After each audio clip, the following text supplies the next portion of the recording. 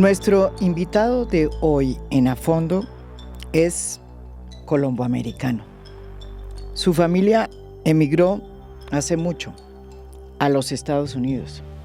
Y aunque él ya perdió el acento colombiano, su madre, como él mismo la califica, es una rola que parece que nunca hubiera salido de Bogotá. Su nombre es Francisco Palmieri. Y es desde el 2021 no solo el encargado de negocios de la Embajada Americana en Bogotá, sino que funge como el embajador interino, porque todavía el Senado norteamericano no ha ratificado al nuevo embajador de Estados Unidos en Colombia. El último intento por elegir embajador en Colombia fracasó el pasado 15 de febrero, cuando el Comité de Relaciones Exteriores del Senado de los Estados Unidos no ratificó a Jan Elizabeth Maines, que fue la diplomática designada por el Departamento de Estado como nueva embajadora de Estados Unidos en Colombia. Desde hace ya más de un año. Maines no fue ratificada porque la oposición de senadores republicanos como Marco Rubio se opuso públicamente a la nominación de esta diplomática, porque después de una cuidadosa revisión sobre su desempeño en puestos anteriores, como el que ocupó de embajadora en El Salvador, Rubio determinó que no tenía las credenciales necesarias para ocupar un cargo tan importante como la Embajada de Estados Unidos en Colombia.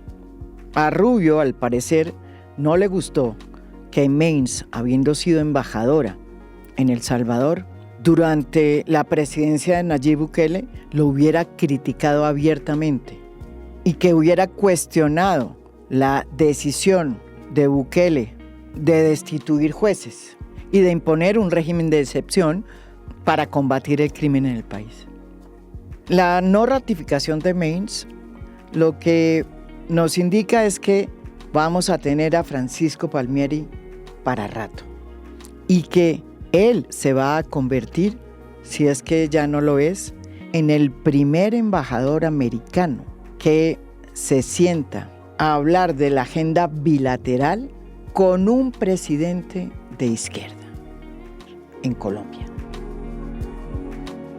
Y por si no le faltaran más sombreros, al embajador Palmieri, que tiene 36 años de experiencia en el servicio diplomático, lo acaban de nombrar como embajador de Estados Unidos en Venezuela. Una misión que es operada desde Colombia desde el 2019, cuando el presidente Nicolás Maduro anunció el rompimiento de las relaciones con Washington. Que como presidente constitucional, jefe de Estado, jefe de gobierno, en cumplimiento de mis funciones que juré frente al pueblo, de respetar y hacer respetar la independencia, la soberanía y la paz de la República, he decidido romper relaciones diplomáticas y políticas con el gobierno imperialista de los Estados Unidos. Bienvenido, embajador, finalmente a Fondo. Es un gran orgullo. Primero, estar aquí en el país como un colomboamericano. Estoy aquí cumpliendo el papel diplomático que me han dado. Como digo, es un gran orgullo para mí estar. Y yo voy a ejecutar la política exterior de los Estados Unidos hacia Colombia y también con Venezuela hasta que me dejan. Embajador Palmieri, usted es el principal representante diplomático de los Estados Unidos que se sienta a ver cómo saca adelante la agenda bilateral entre Colombia y Estados Unidos, dos aliados estratégicos que desde tiempo atrás vienen trabajando conjuntamente, sobre todo en temas que tienen que ver con el narcotráfico y la seguridad. Y a usted le tocó el primer presidente que decide cambiar la guerra contra las drogas. Ya Juan Manuel Santos había dicho que había que cambiarla porque era una guerra fracasada, pero Gustavo Petro la cambia y dice que hay que abolir la prohibición y plantear una nueva hoja de ruta. ¿Cómo ha sido este proceso de acercamiento a Gustavo Petro y a sus nuevas políticas, sobre todo a la política de drogas, que hoy es muy distinta a la política de drogas que ustedes tienen en Estados Unidos? Primero tenemos que reconocer y no olvidar que la elección de Gustavo Petro fue algo histórico en ese país. La primera vez de un presidente de la izquierda en la Casa Nariño, y con tanta historia de lo que había pasado a la izquierda anteriormente. Pero con esta llegada hemos escuchado muy bien su enfoque, su visión de cómo podemos ser mejores socios con este gobierno de la izquierda. Y el presidente tiene otra visión y comienza con el concepto que la violencia de la lucha contra el narcotráfico ha tenido un impacto desproporcionado a los pobres campesinos en las zonas más vulnerables del país. Y hemos escuchado eso. Y antes que llegó, estábamos también alineando nuestra política en una manera más holística, tratando los problemas del medio ambiente, que es también un herido de la lucha, pero también entendiendo que este presidente quiere enfocar en los capos, hacer más esfuerzo para la interdicción, y hemos tratado de responder a esa nueva línea del presidente Petro. Pero no dejar ser preocupados por la cantidad de coca que está cultivado en el país. A usted le ha costado trabajo. Le puse este ejemplo porque me parece que es un ejemplo que sirve para explicar cómo es que se están dando las relaciones bilaterales, pero ha sido difícil para los Estados Unidos enfrentarse por primera vez a un presidente de izquierda, porque había una cohabitación, de alguna manera no se cambiaban las cosas, pasaban conservadores, liberales, todo, era más o menos lo mismo, pero hay una diferencia con Gustavo Petro. Eso es la promesa de la democracia. Para nosotros como estadounidenses que tiene esa creencia de la democracia, da las oportunidades de sociedades, ajustar sus direcciones, sus caminos. Y Gustavo Petro llegó en un momento después de una crisis dentro del país, estallidos en diferentes partes y una llamada de gente marginalizada en la sociedad de tener un representante en la Casa Nariño. Y para nosotros siempre los Estados Unidos está comprometido a trabajar de la manera más productiva con cualquier líder elegido democráticamente. Hace unos días el presidente Gustavo Petro anunció que se iniciaba el proyecto de construcción y mejoramiento de la estación de guardacostas que existe en el Parque Nacional Gorgona, que ha generado pues todo tipo de críticas por parte de ambientalistas que consideran que hay un riesgo de que se impacte con esta obra el ecosistema tan privilegiado de esa zona. La base tendrá no solamente el objetivo de investigación científica y turismo, sino que pues es una base que va a servir para afinar los mecanismos de control de paso de la droga que en estos momentos hace la Armada Nacional. La construcción de esta estación de guardacostas incluye un muelle que va a ser construido por los Estados Unidos. Aunque el gobierno ha recalcado que esto es un proyecto que no tiene nada que ver con la construcción de una base militar, pues el hecho de que los Estados Unidos vaya a construir el muelle pues ha suscitado toda suerte de suspicacias de que Estados Unidos esté construyendo una base militar en territorio colombiano. ¿Cuál es realmente la participación de los Estados Unidos en esta estación costera que muchos llaman ya base militar? No es una base militar, es una estación de guardia costal donde vamos a estar allá haciendo múltiples esfuerzos. Y uno de los esfuerzos más importantes es proteger el medio ambiente. Gorgona es una joya del medio ambiente, sin duda. El concepto de ese proyecto es con mínima interrupción a la biodiversidad allá. Tener una presencia de guardia costal donde podemos entender lo que está pasando, amenazando también la isla, el narcotráfico, como ha amenazado la Amazonia, Nariño, con deforestación, minería ilegal, y ver cómo está ese flujo de drogas por esa zona.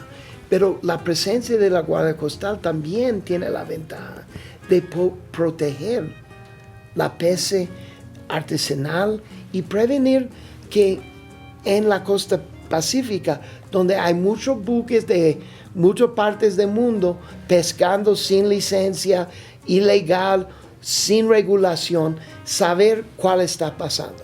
Por supuesto, la muelle que están construyendo es algo, pero les aseguro a todos que apreciamos la importancia de Gorgona por su biodiversidad, y lo vamos a hacerlo en la manera más respetuosa y trabajar con nuestros compañeros en las fuerzas públicas de Colombia para siempre, primero, proteger la isla y segundo, utilizarla para avanzar un compromiso que los pueblos compartan, no solamente en la lucha contra el narcotráfico, pero también en la defensa del medio ambiente.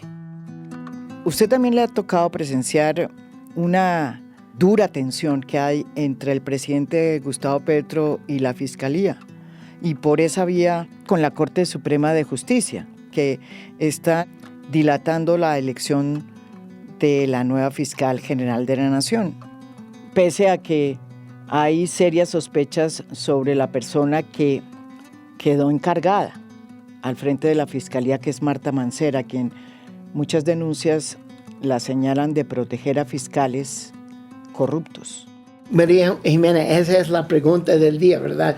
Es la coyuntura en que hemos encontrado nuestra presencia aquí con lo que está pasando en Colombia. Y como notó, nuestro compromiso con el Estado de Derecho siempre ha sido algo también prioritario para nosotros. Prioritario para nosotros porque es la manera en que podemos apoyar la institucionalidad de las diferentes ramas de la democracia aquí en Colombia. Tiene que comenzar con el Estado de Derecho. Y Colombia tiene larga historia de respetar sus constituciones, de respetar las separaciones de poderes. Y en ese momento, sin duda, es preocupante ver un choque, un conflicto entre poderes. Pero yo confío en la democracia colombiana que se puede manejar eso y llegar con un nuevo fiscal debido a un proceso que ha utilizado la Corte muchas veces anteriores. Y yo confío que las instituciones sí van a cumplir. y están muy tranquilos con la fiscal encargada que en este momento está llevando a cabo pues las labores de fiscal. Ella es súper capaz. Tenemos que reconocer que tiene una carrera como fiscal de abogado de muchos años. Creo que es como 38 años o algo así. Yo confío que ella va a actuar en ese puesto en una manera imparcial y cumpliendo con el deber y tener, lo más importante, tener la fiscalía listo para ser entregado a la nueva fiscal, ¿verdad? Va a ser una fiscal mujer, sí. De todas formas. Y no les afanan estas acusaciones que hay sobre ella. Mira, en ese mundo en que estamos viviendo, María Jimena, y debemos hablar un poquito de eso también, la polarización de los debates entre ideologías muchas veces llegan a un punto donde es difícil saber si es un ataque político o hay algo detrás de eso. Hemos trabajado mucho tiempo con ella y para nosotros tenemos la confianza que es una persona honesta y que siempre ha cumplido con sus deberes. Embajadora, a usted también le tocó, creo, lo que sucedió en las pasadas elecciones cuando Joe Biden resultó electo como presidente de Estados Unidos. Unas senadoras del Centro Democrático fueron a Florida y en su momento hicieron campaña a favor del presidente Donald Trump, a sabiendas de que eso es una intervención en política, un hecho que además produjo el repudio del Departamento de Estado en su momento. Ahora acaba de anunciarse que hay una comisión de senadores y políticos del Centro Democrático que se van a Estados Unidos. ¿Qué seguridad tiene Estados Unidos de que en esta ocasión van a hacer un trabajo para discutir la agenda bilateral y no para intervenir en el proceso electoral que arde en Estados Unidos, en donde puede ganar muy posiblemente Donald Trump? Siempre hay visitas de diferentes grupos colombianos a los Estados Unidos y siempre ha resultado un mejor entendimiento entre los dos países, porque somos dos países muy aliados. Los pueblos comparten tanto juntos y por eso muchos grupos van a visitar a los Estados Unidos. El señor presidente Uribe me llamó de esta delegación para asegurarme que quisieran tener prácticas constructivas en Washington. Y yo confío que los colombianos quieren la misma cosa que nosotros queremos. Las mejores relaciones entre los dos países que hemos mantenido durante 200 años y en eso vamos a continuar. Y ninguno de los dos lados deben meterse en la política doméstica del otro país. Es obvio, ¿verdad? Pero vamos a ver cómo va la elección en este año y como un diplomático no tengo que opinar en eso. No, yo sé, entonces usted está asegurado por el presidente, por el expresidente Uribe, que dice que esta vez esta comisión va a trabajar los problemas bipartidistas, pero no hacer política. Que yo sepa y que como me explicó, yo confío en su palabra. Usted llegó aquí con muchas misiones, pero sobre todo con una, que fue la de ayudar y contribuir a la implementación del acuerdo de paz, que en ese momento pues llevaba tan solo por ahí 3 años de firmado.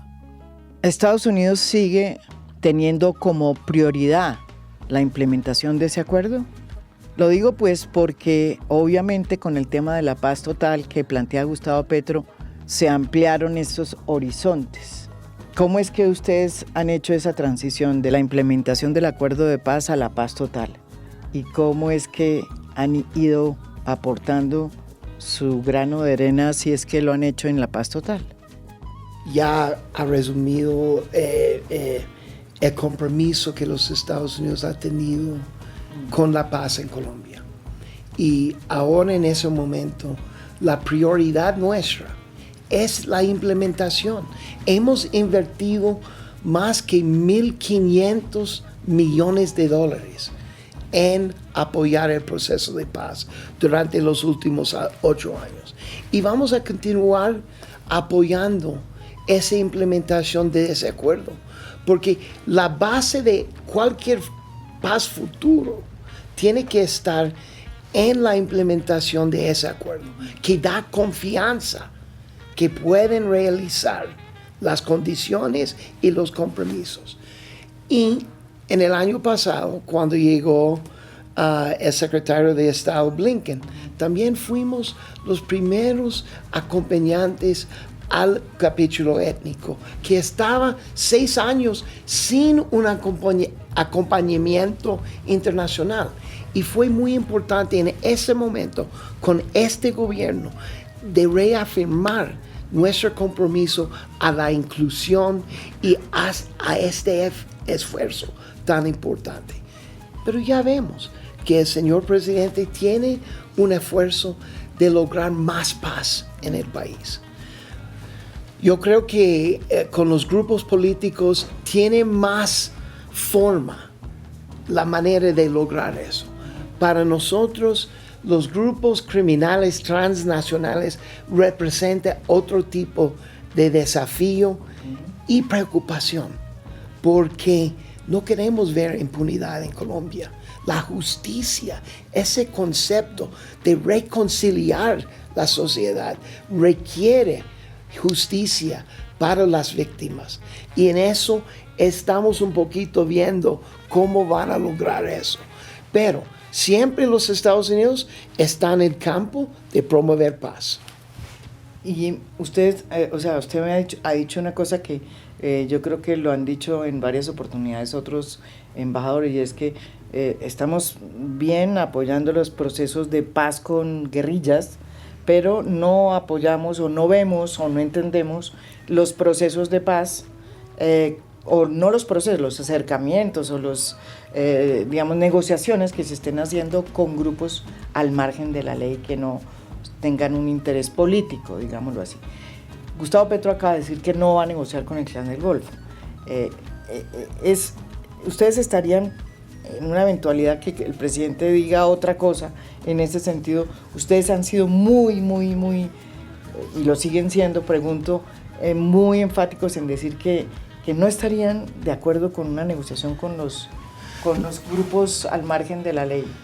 No es que no estamos de acuerdo, es que estamos preocupados por el desafío de la reconciliación de la sociedad y no dejar impunidad y un hueco en la justicia donde hay resentimientos contra esta gente que son realmente criminales, y no solamente criminales dentro de Colombia, transnacionales, y para nosotros representa una amenaza en los Estados Unidos. Y lograr una paz con este tipo de grupo es bastante complicado y difícil. Siendo que, están de acuerdo en ese sentido con Gustavo Petro en el que negociar con las guerrillas sí, pero no negociar con el Clan del Golfo.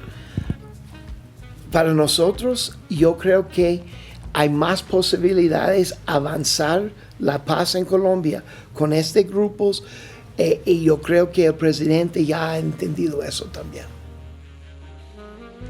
Una de las cosas que sucedió en los Estados Unidos con el gobierno de Juan Manuel Santos es que antes de que se firmara el acuerdo de paz en La Habana, Barack Obama decidió enviar un emisario especial, un enviado especial, para que estuviera presente ya al final del proceso de paz, antes de que se firmara. Ese enviado especial fue Bernie Aronson.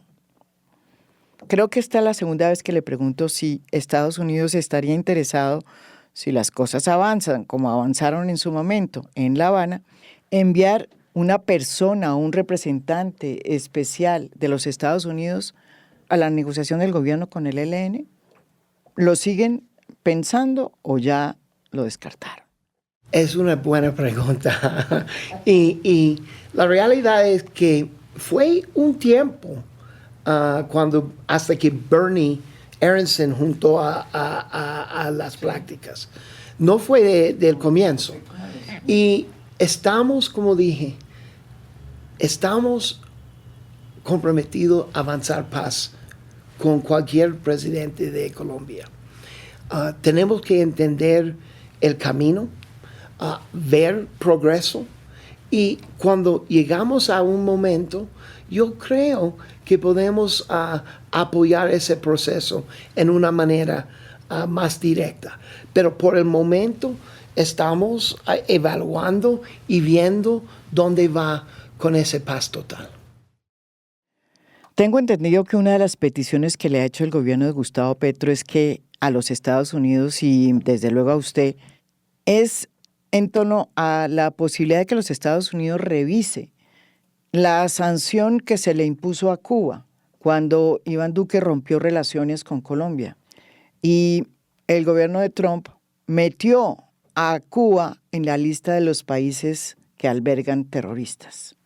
Tengo entendido, repito, que esa es una petición que no solamente se la ha hecho Gustavo Petro a usted, sino que se la ha hecho el embajador de Colombia en Washington, Luis Gilberto Murillo, al Departamento de Estado, y el propio ex canciller Álvaro Leiva. ¿En qué va eso, embajador? Es cierto. Sí nos han pedido varias veces que revisamos esta edición. Hay un procedimiento en los Estados Unidos para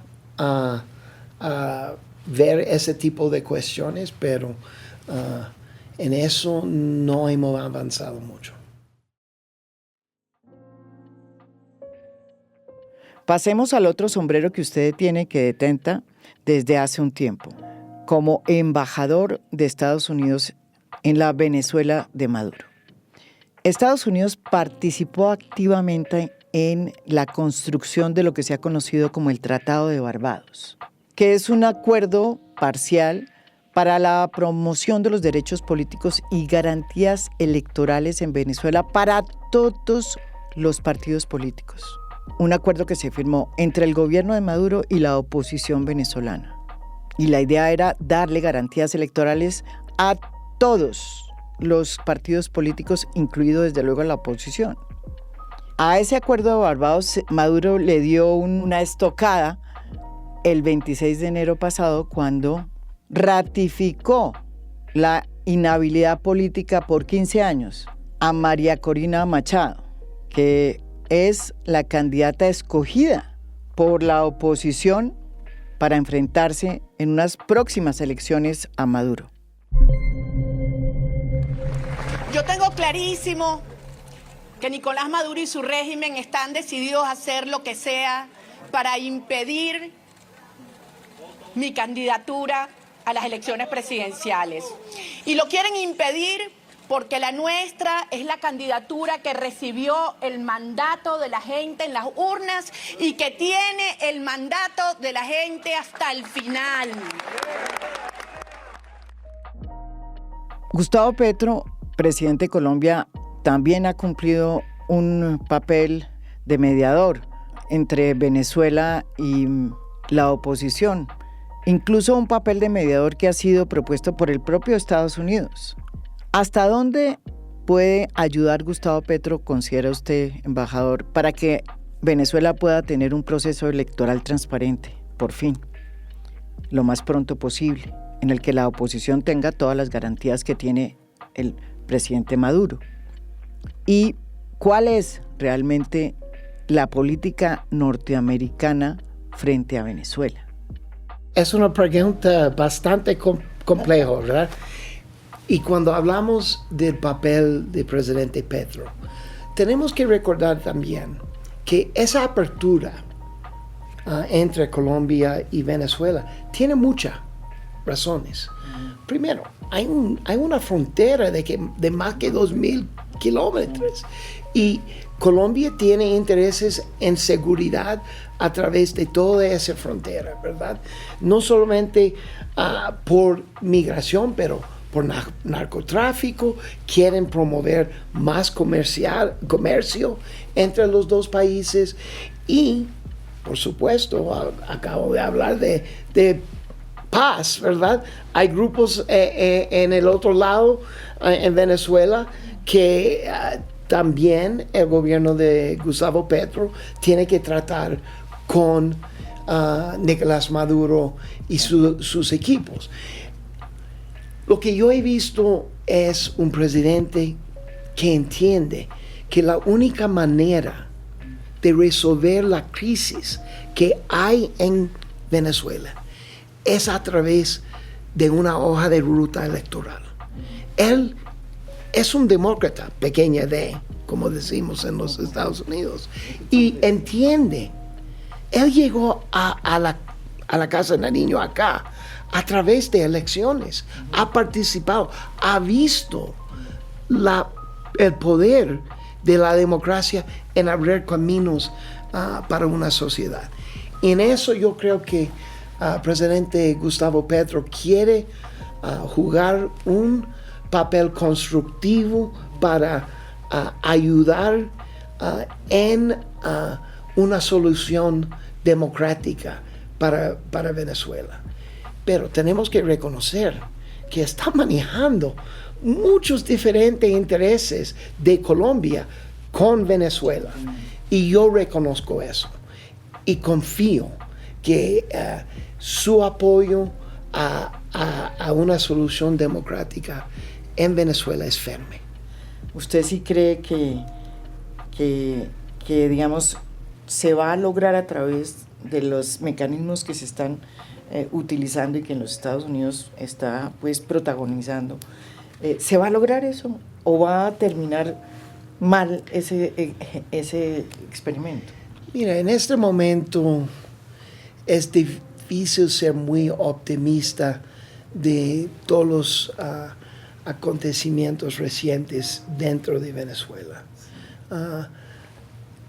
Queremos demócratas otra vez pequeño d, queremos ver elecciones que están competitivas e inclusivas. Y en una democracia eso implica que los partidos pueden escoger sus propios candidatos. Y los que tienen el poder van a permitir una competencia libre y justa. Entonces, en ese sentido, estamos en un momento clave y por eso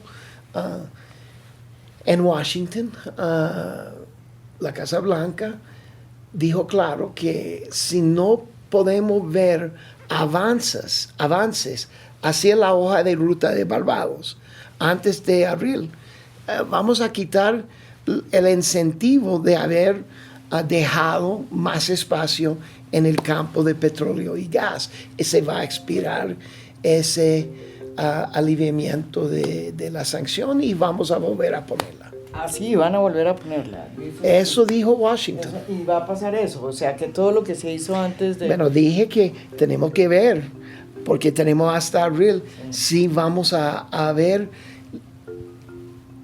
los pasos hacia el cumplimiento con el acuerdo de la hoja de ruta electoral de Barbados. La hoja de ruta dejó claro que debemos ver un cronograma electoral, debemos ver la participación de partidos y candidatos, debemos ver un registro abierto para dejar más gente inscribirse.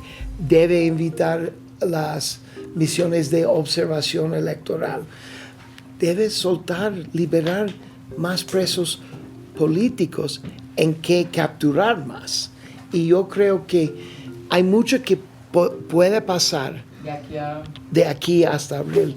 Y vamos a estar trabajando con la oposición democrática para apoyarles en eso. Y al fin de día, eso tiene que ser un acuerdo entre venezolanos.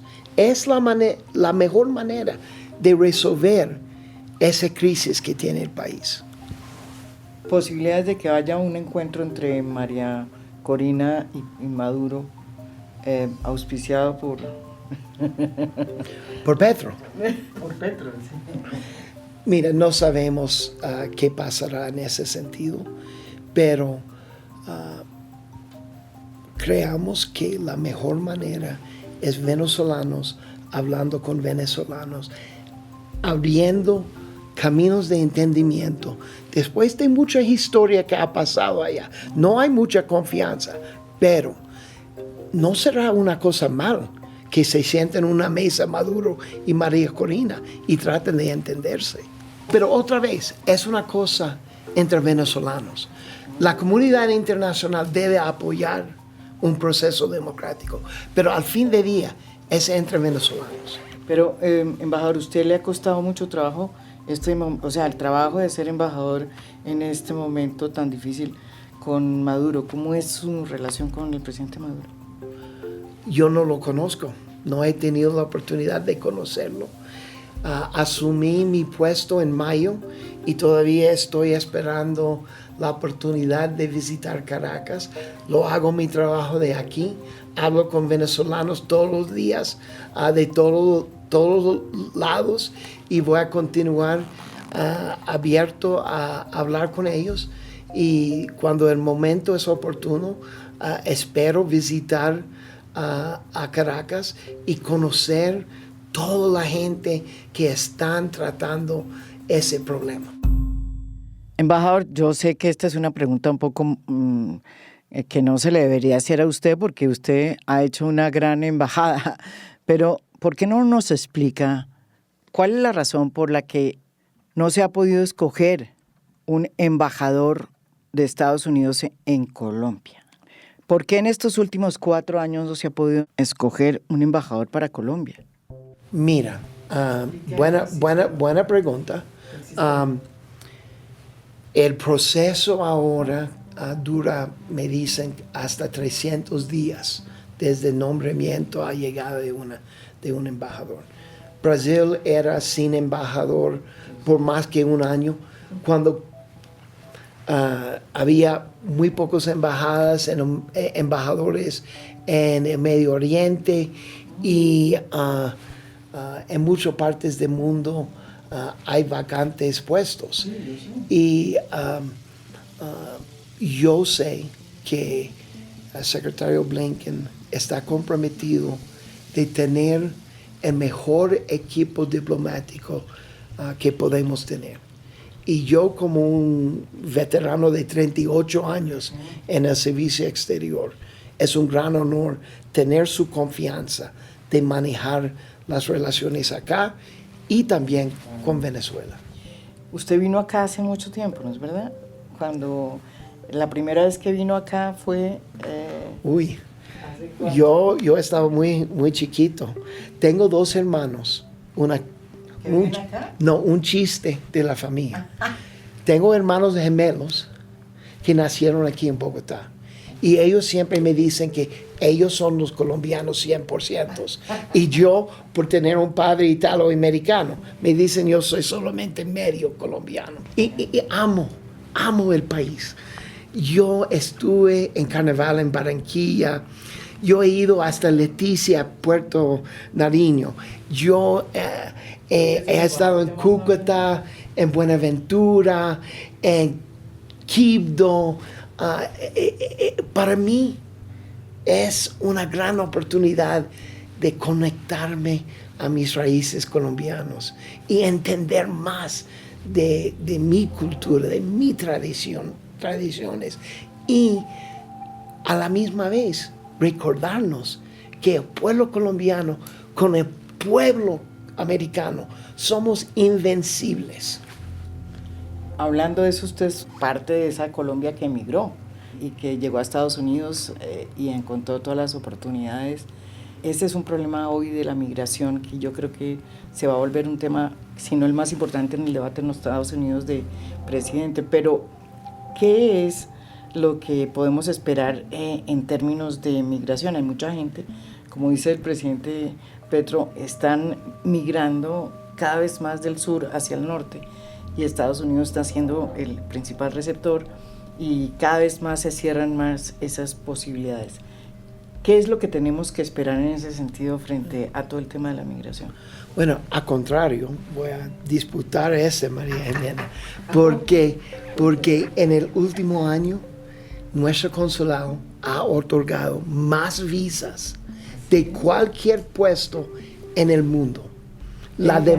Acá, porque es solo acá en Bogotá. En otros países como México hay muchos consulados, ¿verdad? Sí. Pero acá lo más grande número de visas. Es decir, hay mucha demanda porque la amistad entre colombianos y americanos es grande.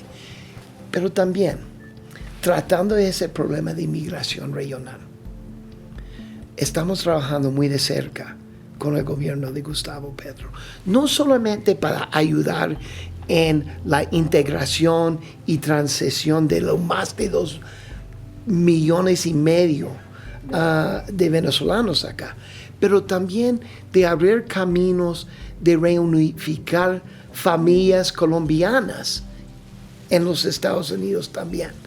Hay diferentes maneras en que podemos ver caminos legales para realizar eso y estamos comprometidos en eso. El gobierno colombiano que ha hecho tanto para enfrentar ese problema de migración también merece un entendimiento de nosotros, los Estados Unidos, de la situación particular de familiares colombianos en los dos lugares. Eso es una buena noticia. Y lo otro es que se mejoró entonces la expedición de visas, eso no sabía. Sí, estamos procesando mucho más visas en ese momento que hemos durante COVID, por ejemplo. Y es parte del problema. Había una demanda represiva por mucho tiempo y ahora estamos trabajando duro, pero es triste. Pero la realidad es, para uno que nunca ha tenido visa, la espera en la fila todavía es hasta 2025. Y es mucho. Pero poco a poco hemos reducido la fila de renovaciones de visa, hemos adelantado las visas de estudiantes y otros, y vamos mejorando en eso. Y te puedo asegurar, todos los colombianos que nos escuchan, su gobierno y Luis Alberto Murillo y Álvaro Leiva siempre en casi todas las conversaciones me hagan el punto.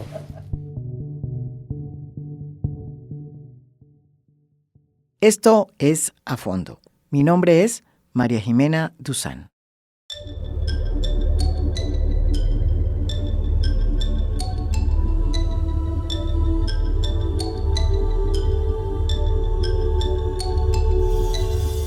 A Fondo es un podcast producido por Mafialand. Productor general, Juan Pablo Conto. Gestora de audiencias, Beatriz Acevedo. Postproducción de audio, Daniel Chávez Mora. Música original del maestro Óscar Acevedo. Nos pueden escuchar también en mi canal de YouTube.